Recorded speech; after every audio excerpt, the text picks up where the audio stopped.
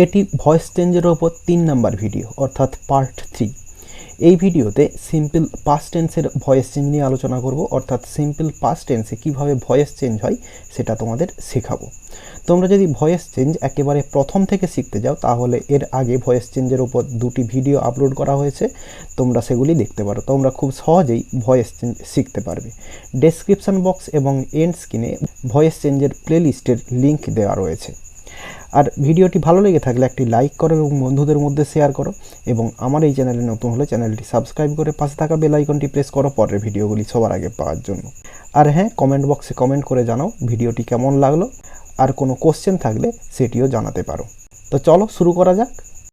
তো simple past tense বা past indefinite টেন্সের সেন্টেন্স গঠনের নিয়ম আমি এখানে বলে দিচ্ছি। তোমরা যদি সিম্পল পাস্ট টেন্স সম্পর্কে বিস্তারিতভাবে জানতে চাও তাহলে টেন্সের প্লেলিস্টে গিয়ে দেখে নিতে পারো। ডেসক্রিপশন বক্স এবং আই বটনে লিঙ্ক দেওয়া আছে। তো সিম্পল পাস্ট টেন্স বা পাস্ট ইনডিফিনাইট টেন্সের যে সেন্টেন্স গঠনের নিয়মটি দেখে নাও। সাবজেক্ট থাকে প্রথমে, তারপরে ভার্বের সেকেন্ড ফর্ম থাকে অর্থাৎ পাস্ট ফর্ম, এবং তারপরে অবজেক্ট থাকে। এবার চলো সিম্পল পাস্ট টেন্স বা পাস্ট ইনডিফিনাইট টেন্সের ওপর ভয়েস চেঞ্জ করে দেখে নিই আমরা। তো এক্সাম্পল 1 দেখো, হি টোল্ড দি স্টোরি। তাহলে দেখো এখানে এই যে হি, এটা রয়েছে সাবজেক্ট, এরপরে টোল্ড এটা রয়েছে ভার্ব। এরপরে দেখো আমরা অবজেক্টটা খুঁজে নেব। হি টোল্ড, সে বলেছিল, কি বলেছিল? দি স্টোরি অ্যান্সার আসছে। তাহলে এই দি স্টোরি এটা হচ্ছে অবজেক্ট, এবং রয়েছে অ্যাক্টিভ ভয়েসে, আমরা প্যাসিভ ভয়েসে চেঞ্জ করব।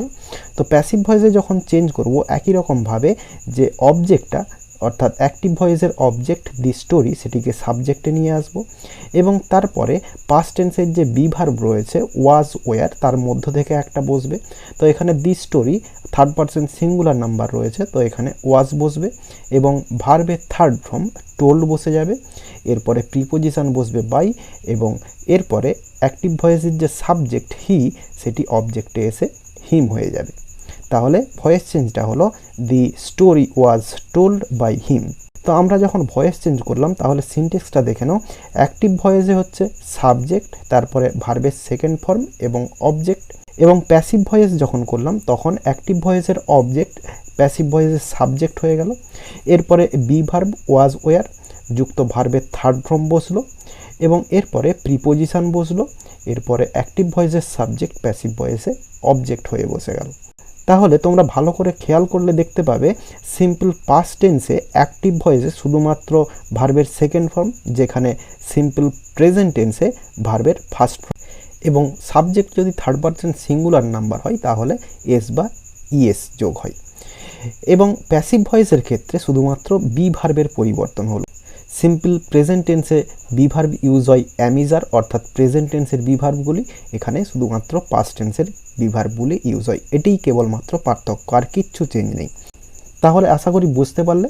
এবার চলো আরও একটা এক্সাম্পল দেখে নিই। Example 2, my father gave me the book. তাহলে এখানে দেখো মাই ফাদার এটা হচ্ছে সাবজেক্ট, এরপরে ভার্ব গেভ।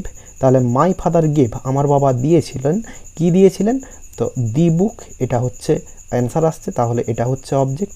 আবার কাকে দিয়ে প্রশ্ন করব, কাকে দিয়েছিলেন, সেটা হচ্ছে মি অ্যান্সার আসছে, তাহলে এটাও হচ্ছে অবজেক্ট। অর্থাৎ এখানে ডবল অবজেক্ট রয়েছে। তাহলে দুবার ভয়েস চেঞ্জ করা যাবে দুটো অবজেক্ট ধরে। তো আমি প্রথমে মিটাকে ধরে ভয়েস চেঞ্জ করছি।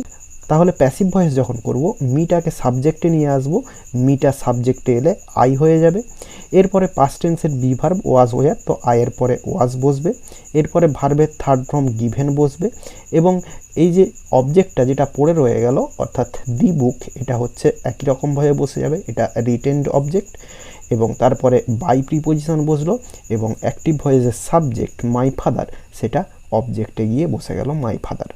তো রিটেন্ড অবজেক্ট সম্পর্কে ভয়েস চেঞ্জের পার্ট 1-এ আলোচনা করা হয়েছে, তোমরা যদি বিস্তারিতভাবে জানতে চাও সেখানে গিয়ে দেখে নিতে পারো। এরপরে এখন অন্য যে অবজেক্টটা অর্থাৎ দি বুক, এটিকে দিয়ে ভয়েস চেঞ্জ করব। তাহলে দি বুকটা সাবজেক্টে নিয়ে আসব। এরপরে দি বুক থার্ড পারসন সিঙ্গুলার নাম্বার রয়েছে, ওয়াজ বসবে বি ভার্ব, এবং ভার্বের থার্ড ফর্ম গিভেন বসবে। এবং এখানে যে এই যে মি রয়েছে এটি রিটেন্ড অবজেক্ট হিসেবে যেরকম আছে সেরকম বসে যাবে। এরপরে বাই প্রিপোজিশন বসবে, এবং মাই ফাদার যেরকম রয়েছে সেরকমটি বসে যাবে। তাহলে অ্যান্সারটা হলো এখানে the book was given me by my father.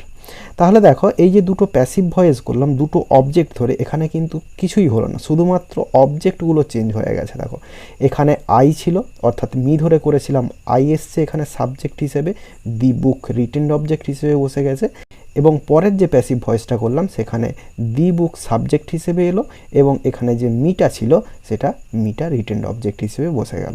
শুধুমাত্র এই অবজেক্ট দুটো এপাশ সেপাশ হয়ে গেল এবং দুটো ভয়েস চেঞ্জ হয়ে গেল। তো এইভাবে সিম্পল পাস্ট টেন্সে ভয়েস চেঞ্জ হয়। এবার চলো দেখে নিই সিম্পল পাস্ট টেন্স বা পাস্ট ইনডিফিনাইট টেন্সে নেগেটিভ যে সেন্টেন্সগুলি হয় সেগুলির ভয়েস চেঞ্জ কিভাবে হয়। তো আমি প্রথমে একটি সেন্টেন্স দিচ্ছি, অর্থাৎ যে প্রথম এক্সাম্পলটা নিয়েছিলাম সেটাই, হি টোল্ড দি স্টোরি। এটাকে প্রথমে নেগেটিভ করব।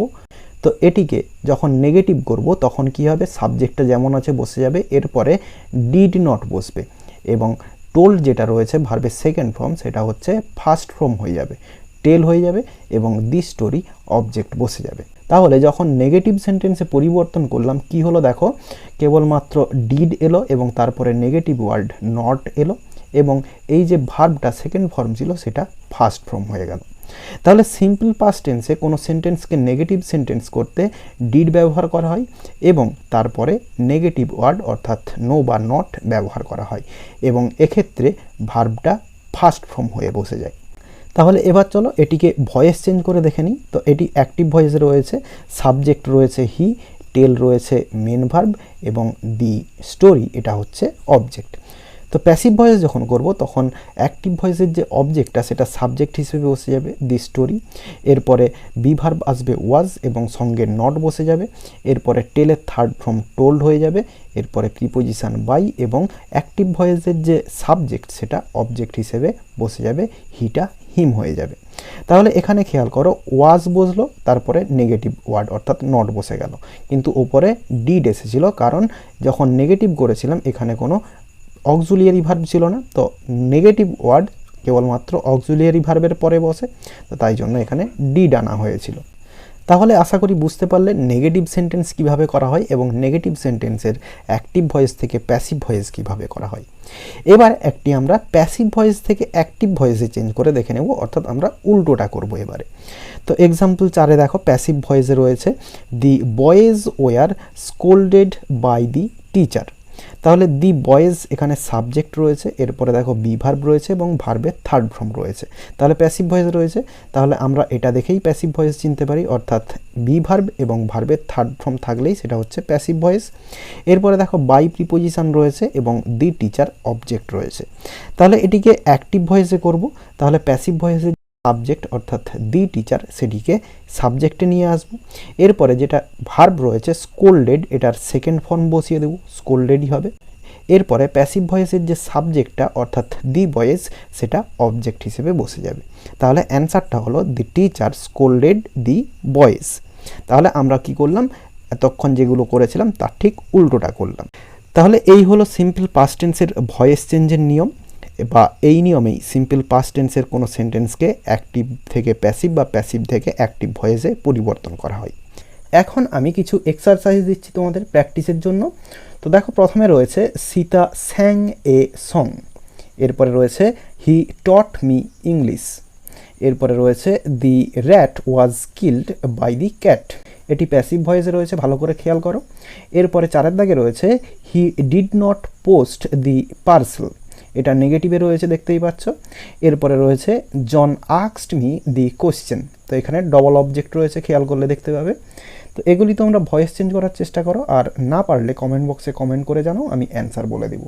আশা করি বোঝাতে পারলাম। ভিডিওটি ভালো লেগে থাকলে একটি লাইক করো এবং বন্ধুদের মধ্যে শেয়ার করো, এবং আমার এই চ্যানেলে নতুন হলে চ্যানেলটি সাবস্ক্রাইব করে পাশে থাকা বেল আইকনটি প্রেস করো পরের ভিডিওগুলি সবার আগে পাওয়ার জন্য। এই ভিডিওতে এতটাই, দেখা হবে নেক্সট ভিডিওতে। ভালো থাকো সবাই, ধন্যবাদ।